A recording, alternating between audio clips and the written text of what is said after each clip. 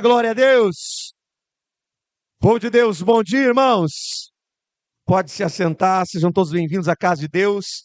É um prazer a gente estar junto aqui, a gente junto poder compartilhar uma palavra, amém, irmãos? Nós estamos nessa série de mensagens e falamos já de tantos e tantos personagens bíblicos, tanto homens, tanto mulheres. E hoje nós vamos falar de uma mulher muito improvável, Raabe. Você já ouviu falar de Raabe na Bíblia? Você já ouviu uma pregação sobre Raabe? Eu não estou nem lembrado quem é. No livro de Hebreus, porque temos ouvidos que o Senhor secou as águas do Mar Vermelho diante de vós.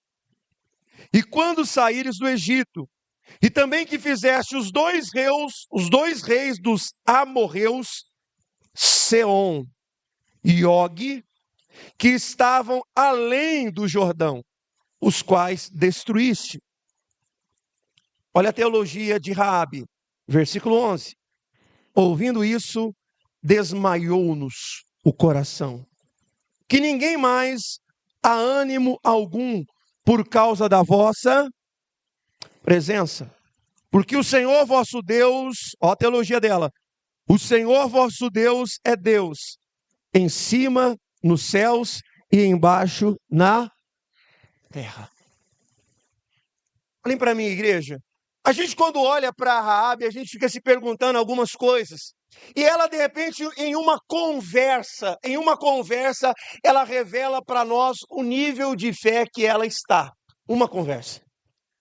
Você começa a notar e a perceber algumas coisas que ela fala, parece que é uma mulher, até parece num tanto cristã. Olha as frases que ela está falando, olha a teologia que ela está apresentando. Ela está reconhecendo a soberania de quem? Ela falou, eu sei que esse Deus é poderoso nos céus e o quê? Na terra. Mas o que eu quero chamar a sua atenção é a primeira coisa que Raabe começa a nos ensinar. O que essa história ela pode nos ensinar? A primeira coisa importante é que Raabe reconhece a presença de Deus. Raabe reconhece a presença de quem? Como assim, pastor? Eu quero que você preste atenção no versículo 9 e 11. O versículo 9 e 11, ela diz assim, ó, que o pavor que infunde caiu sobre nós. E todos os moradores, não é só eu não, todos os moradores da terra estão desmaiados. Versículo 11. Ouvindo isso, desmaiou-nos o coração, e ninguém mais há ânimo que algum por causa da presença. Então olhe para mim, preste atenção. Raabe começa a perceber o que está acontecendo naquele lugar. Espera aí, vocês estão sentindo isso? E alguns começam a perceber. Essa palavra desmaiou no grego, sabe o que ela significa? Massas. Essa palavra no grego significa massa. Sabe qual é a sintonia disso? É alguém que está derretendo.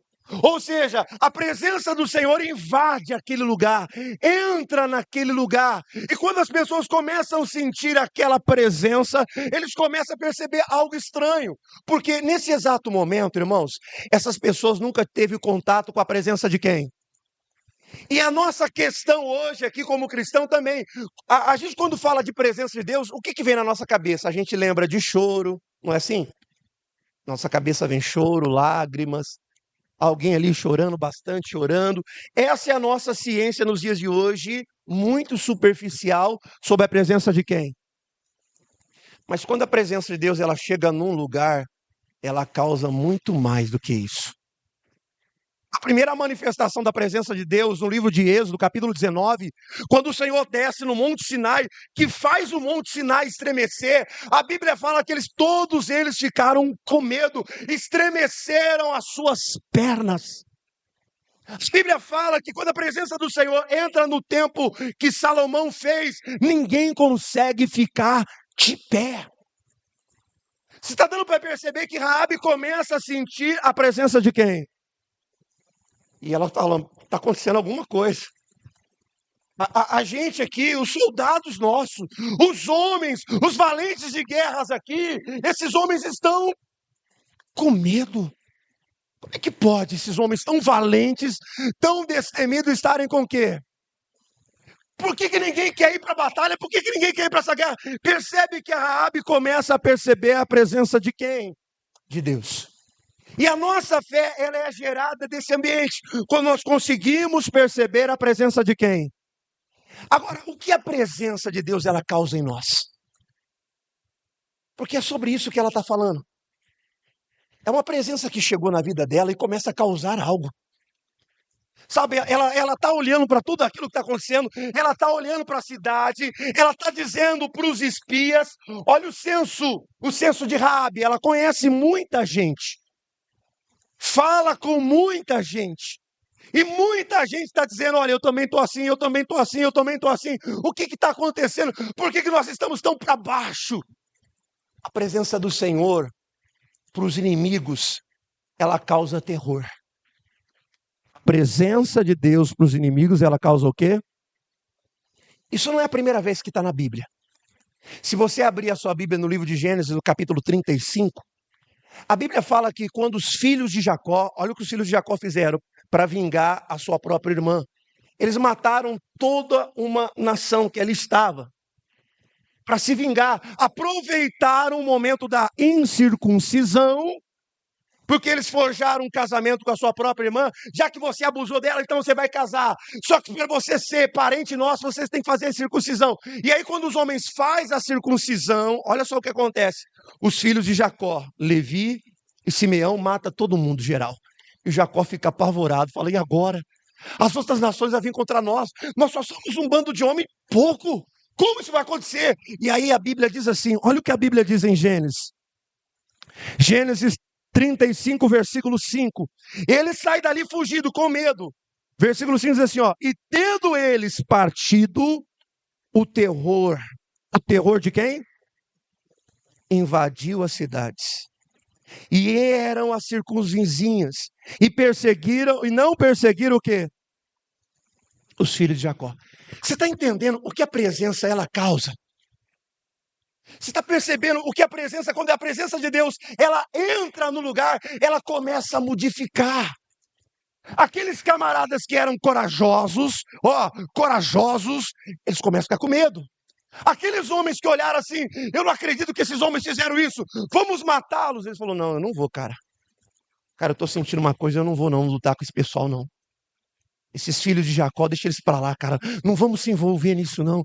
Não vamos brigar. Você percebe que a presença de Deus, ela causa nos adversários?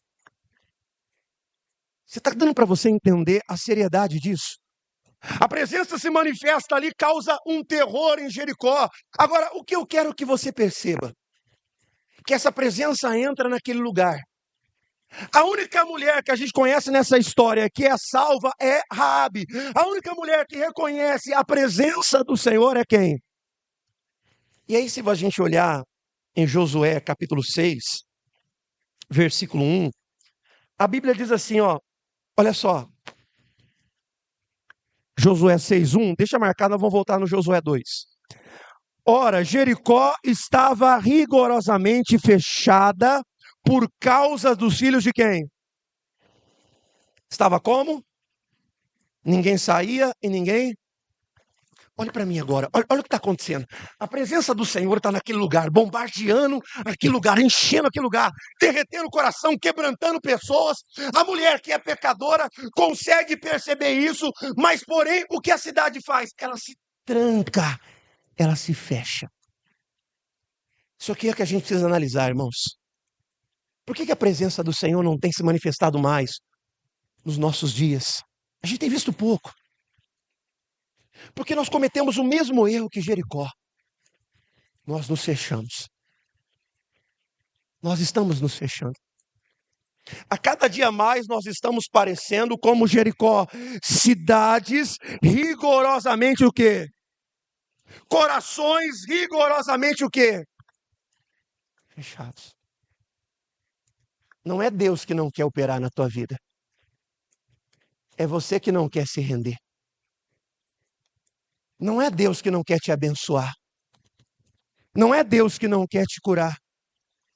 É nós que nos fechamos. Você percebe que esses homens estão sentindo. Estão percebendo a presença de quem? De Deus. A única coisa que eles deveriam fazer é se render, porque todos eles sabiam o poderio de Deus. O testemunho que nós estamos ouvindo é de Raabe.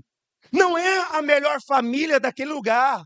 Não é a família mais honesta daquele lugar. Percebe isso? E é uma mulher que está entendendo sobre isso. Ao invés dela se fechar, ela abre o que, igreja? E é isso que está faltando.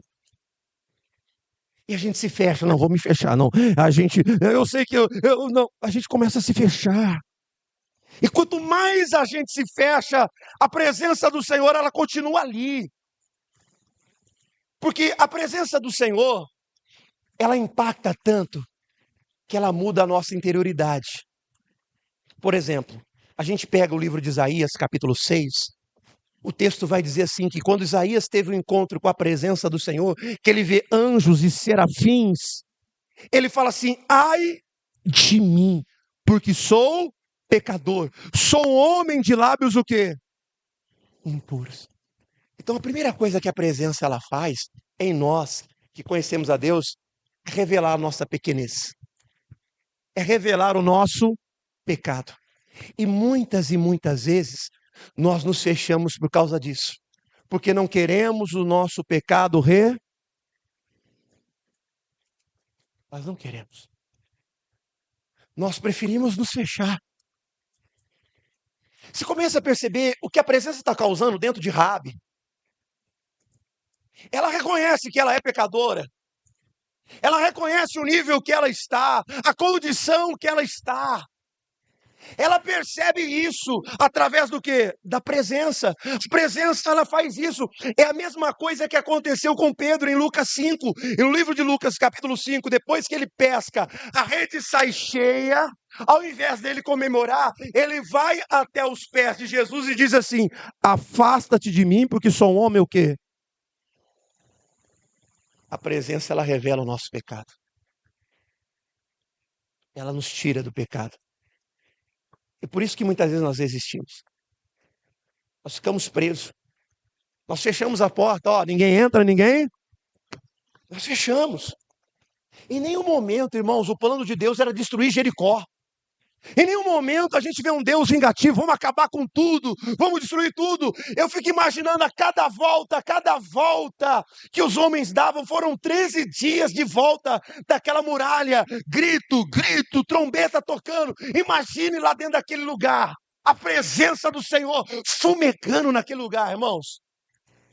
Era para eles abrir a porta e dizer, Senhor, eu me rendo. Mas eles não fizeram isso. Eles resistiram. Eles ficaram. Está dando para você entender? O primeiro ponto a se aprender sobre a vida de Raabe é reconhecer a presença. E permitir que a presença revele a sua pequenez. É através da presença de Deus que desconstrói, irmão. A presença do Senhor, ela entra no lugar, ela desconstrói o nosso orgulho, a nossa soberba, a nossa vaidade. A presença do Senhor é poderosa, é muito mais do que choro. É muito mais. Olha o que Deus disse para Moisés. Moisés, eu não vou mais com a minha presença com vocês, porque se eu for, vai consumir vocês. Você está entendendo o nível da presença? Então imagina aquele lugar, Jericó, cheio da presença de quem? Era para as pessoas começarem a se quebrantar, mas as pessoas preferiram endurecer o coração, se fecharem. E a primeira coisa que eu aprendo com essa mulher, aceitar a presença de Deus, permitir que a presença de Deus inunde a minha vida, e a partir do momento que a presença de Deus inundar a minha vida, permita ser transformado, amém, igreja? Porque a presença faz isso. A presença, ela muda caráter. A presença, ela muda identidade. Olha o apóstolo Paulo, era um perseguidor. Mas quando ele tem um encontro com a presença de Jesus, o caráter do apóstolo Paulo mudou. Então, encontrar com a presença de Deus é mudar a nossa identidade. Amém, igreja? Encontrar com a presença de Deus é sair do pecado, é viver uma nova vida. Porque eu não acredito, irmãos, nessa presença que só me leva a chorar, mas eu saio daqui do mesmo jeito. Isso para mim é só emocionalismo barato, fraco, que não sustenta, que não muda absolutamente. Mas quando a presença do Senhor invade o lugar, a presença do Senhor muda o nosso caráter. Quem peca não quer mais pecar. Amém, igreja? Quem rouba não quer mais roubar. Quem se prostitui não quer mais se prostituir. Quem engana não quer mais enganar. Quem rouba não quer mais roubar. Há uma mudança quando a presença do Senhor invade. E é interessante, irmãos, que quando Isaías fala, Isaías reconhece o seu pecado, e aí ele fala assim, saiu um anjo, tocou no altar com brasas vivas tirada do altar, e tocou na minha boca, e a iniquidade e o pecado que havia em mim foi perdoado. Diga glória a Deus. É o que a presença de Deus faz. Ela traz o perdão dos nossos pecados, amém, igreja? Quando a presença de Deus ela entra no lugar, ela invade um lugar, essas mudanças que acontecem, a gente não quer mais aquele estilo de vida, a gente não quer mais se corromper, a gente não quer mais viver daquela forma, a gente começa a ter nojo daquilo, isso aqui eu não quero mais. Eu fico imaginando a mente de Raabe, que vivia uma vida completamente fora dos padrões da palavra, mas quando ela encontra com a presença, ela quer mudar. Diga glória a Deus. Fala para o irmão que está do seu lado, quando você se encontra com a presença de Deus, você não quer mais ser o mesmo. Imagina, irmão, a desintegração do orgulho dentro de nós, da soberba, por causa da presença. A presença de Deus, ela é avassaladora. A presença de Deus, o salmista Davi diz que na presença do Senhor há abundância de alegria. O salmista Davi diz que na presença do Senhor há plenitude. Amém, igreja? É o que nós estamos precisando. Pastor, eu ando tão triste, você precisa de um encontro com a presença. Pastor, eu ando tão para baixo, eu preciso do encontro com a... Só que para isso você precisa abrir o teu... Não tem jeito, irmão. Não tem. Enquanto você ficar trancado aí porque você não quer revelar esse pecado, você não vai conseguir. Vai ficar preso isso aí, ó. Fica preso. Mas se você rasgar o teu coração aqui hoje, a presença do Senhor se manifestará na tua vida. Amém, igreja? Segunda coisa que essa mulher, ela me ensina. Segunda coisa importante que ela me ensina, versículo de número 10. Segunda coisa importante que Raabe está nos ensinando. Versículo de número 10. Porque temos ouvido que o Senhor secou as águas do mar vermelho diante de vós. E quando saís do Egito, e também que fizeste dois reis, ó, não foi só um, não, quantos? Sion e Og, que estava além do Jordão, os quais destruísse. Segunda coisa que essa mulher me ensina, que a fé, ela é construída pelo testemunho. Olha o que ela está dizendo. Eu fiz o quê? Ouvi. Ela não viu o povo sair do Egito. Ela não viu o povo passando pelo Mar Vermelho. Ela não viu a vitória do povo de Deus. Ela não viu a vitória do povo de Deus contra os dois reis amorreus. O exército do primeiro rei, Sion, era gigantesco. A Bíblia fala que esse homem chamado Og, ele tinha uma cama de metal de mais de 4 metros. Era um gigante. Ela não viu isso. Ela não viu absolutamente nada. E ela está dizendo para nós e nos ensinando que a fé, ela é construída por aquilo que a gente testemunha. O testemunho. O testemunho que ela vê de Deus. Ela não foi uma testemunha ocular. Ela não viu nada. E ela está dizendo, eu não precisei ver. Eu não precisei ver para acreditar na grandeza de Deus, para ter uma conclusão, para ter uma certeza. Eu apenas ouvi. Amém, igreja? A fé nossa, ela é construída nesse ambiente. O testemunho, irmãos. A fé de Raabe, ela está sendo construída num testemunho das obras de quem? Porque aqui que é o perigo, irmãos, dos dias de hoje. Qual é o perigo de hoje? Hoje a gente está preocupado com sinais.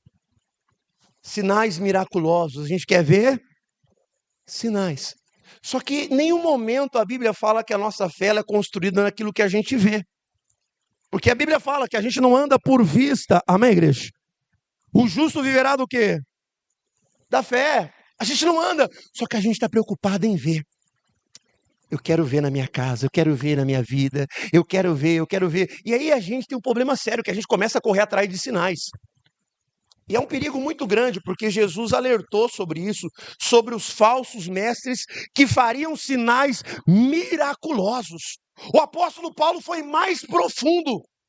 O apóstolo Paulo, ao invés de falar sobre falsos mestres, o apóstolo Paulo chama essas pessoas do próprio Satanás, que vão fazer muitos sinais miraculosos para enganar quem? Os escolhidos.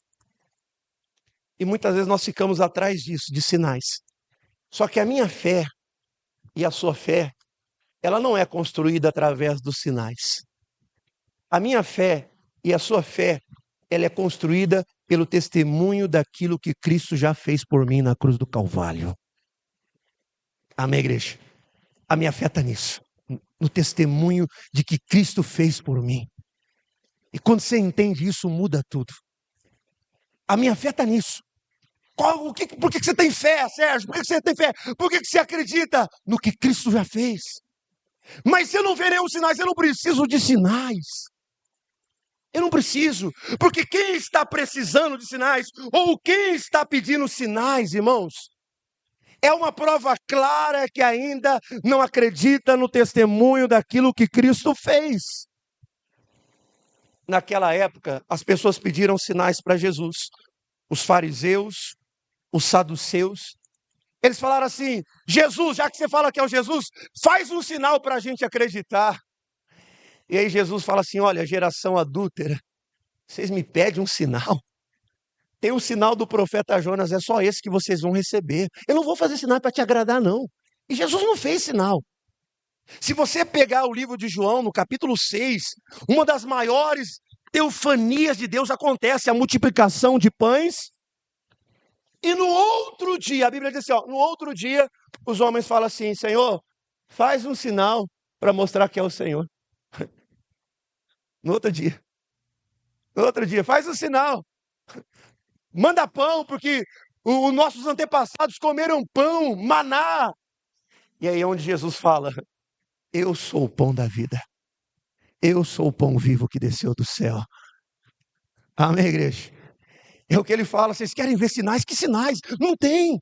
Olhem para mim, eu sou o verdadeiro pão. Olha o que Jesus está dizendo, irmãos. Mas contudo, ele diz assim: mas contudo não cresce em mim. Então, Raabe está nos ensinando que a fé ela é construída por aquilo que a gente ouve. Não é por sinais. Se você quer sempre ver sinais, eu preciso ver, ainda você não entendeu o que é o Evangelho. Você precisa entender. É o testemunho de Cristo. Essa é a prova, nós estamos consolidados, firme nesse testemunho do que Cristo fez por mim e por você. Amém, igreja? É o que a Bíblia fala, que nos últimos tempos os sinais não iam diminuir, ele ia se multiplicar, aumentar cada vez mais. Olha o que a Bíblia está falando, que não vai diminuir, vai aumentar para quê? Para confundir as pessoas. Para as pessoas largarem a verdade do testemunho de quem? Ir atrás de outras pessoas. E tem gente assim, irmãos. Tem gente que vai em um monte de igreja, vai aqui, vai lá, vai não sei na onde. Daqui a pouco ela está lá de novo, daqui a pouco tem a campanha B lá, ela está lá, e tem a campanha Y lá, e o fulano falou que vai curar lá, e o fulano chegou o profeta. Ela é assim. Deixa eu dizer uma coisa para você, para te ajudar na sua jornada de fé. Pare. O que você precisa é acreditar no testemunho de Cristo. no que Cristo fez por você. Amém, igreja? É isso que você tem que levantar todas as manhãs, orando, jejuando, acreditando naquilo que Cristo fez por mim. É o suficiente. Não tem alguém que eu preciso ver, algum sinal para acreditar. Ele cura, porque a Bíblia diz: esses sinais seguirão aos que crerem. Se você acreditar, os sinais de Deus virão sobre a tua vida. O primeiro ponto é acreditar, e Raabe está dizendo assim: eu acredito em tudo. Eu não vi nada disso, eu não vi mar se abrir, eu não vi vocês passando, eu não vi nada, eu não vi absolutamente, mas eu creio em tudo isso. Amém, igreja? Eu creio em tudo isso, eu creio no testemunho desse Deus, eu acredito friamente nisso, é o que ela está dizendo para aqueles espias, olhando para eles, eu acredito no testemunho do teu Deus. Vocês não precisam falar nada. Irmãos, o que Raabe está falando não é uma falácia. O que Raabe está falando, todas as pessoas de dentro de Jericó ouviu a mesma coisa. Esses homens vão passar aqui. Esses homens vão vir aqui. E ela se rende ao testemunho daquilo que Deus fez. Amém, igreja? Terceira e última coisa que eu aprendo com a vida de Raabe. Josué capítulo 2, versículo 12. 12 diz assim: agora, pois, jura-me, e peço-vos pelo Senhor, que assim como usei de misericórdia para convosco, também usarei para com a casa do meu pai, e que me dareis um sinal certo, que conservareis a vida dos meus pais, ou meu pai, minha mãe, como também os meus irmãos e as minhas irmãs, e com tudo o que tem, e livrareis a nossa vida do quê? Da morte. A Raabe olha para toda aquela situação, ela reconhece a presença de Deus. Raabe cresce uma fé que veio pelo ouvir do testemunho das obras de Deus, e agora ela está fazendo uma aliança. Vamos fazer um juramento aqui.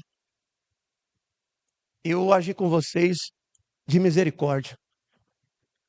Eu poderia ter gritado: os espias, os homens israelitas estão aqui. Eu poderia ter gritado: os hebreus estão aqui, eles chegaram. Mas ela diz: eu não fiz nada disso. Mas a única coisa que eu peço a vocês é pela minha família, pela minha casa. Protege a minha casa, protege a minha família. Vamos fazer uma aliança.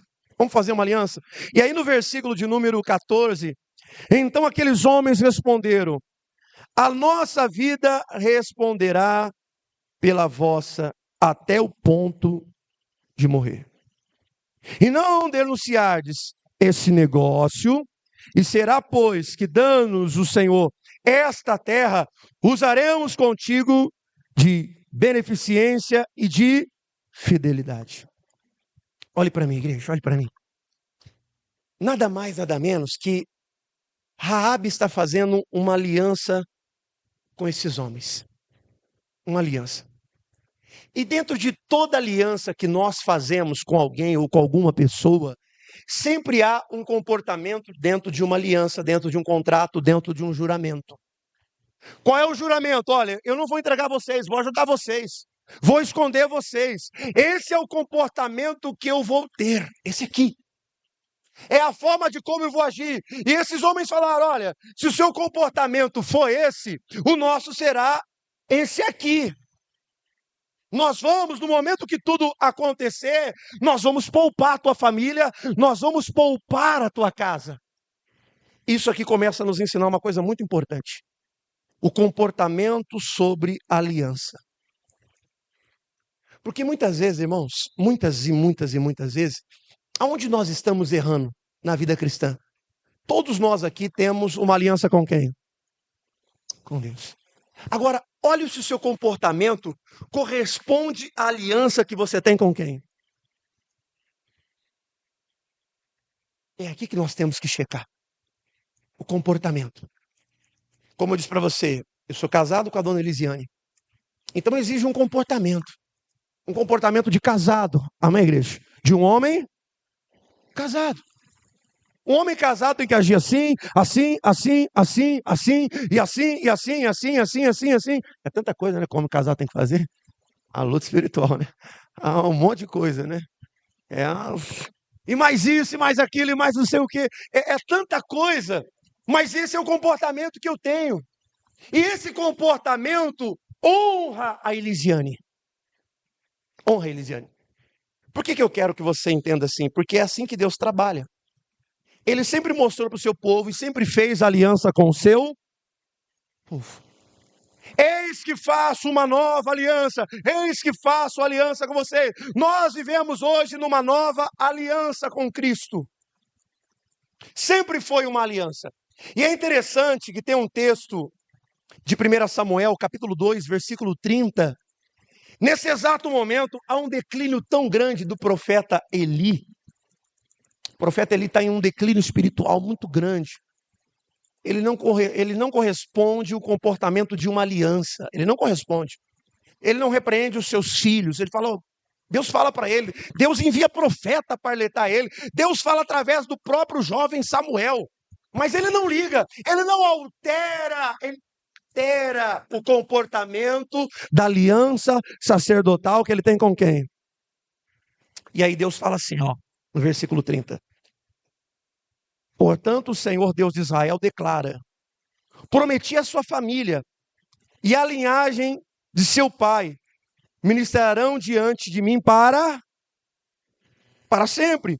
Mas agora o Senhor declara: longe de mim tal, honrarei aqueles que me honram.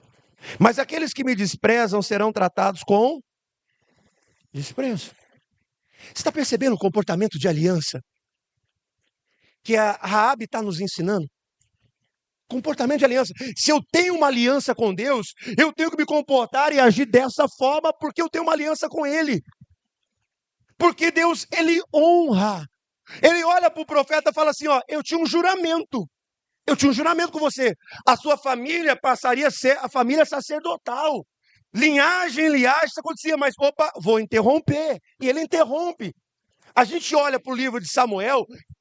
Samuel não nasceu numa linhagem sacerdotal. Por que Deus o substitui? Porque o profeta parou de honrar. Parou de ter um comportamento de acordo com a sua aliança. E é isso que eu quero que você entenda aqui. Por que essa mulher é chamada uma mulher de fé? E aí, quando a gente olha para a história dela, a gente começa a entender o porquê.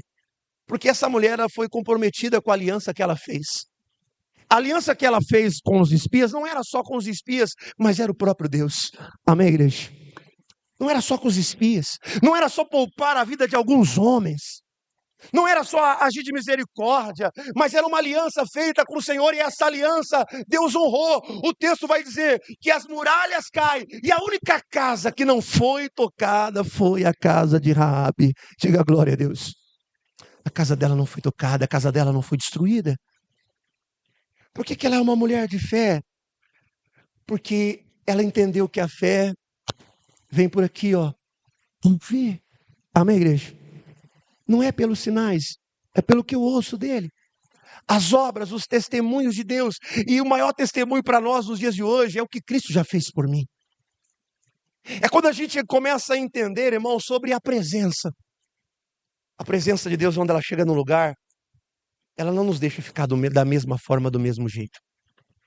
É impossível a gente querer continuar errando, continuar no pecado, continuar em um ambiente de pecado. A gente não quer mais.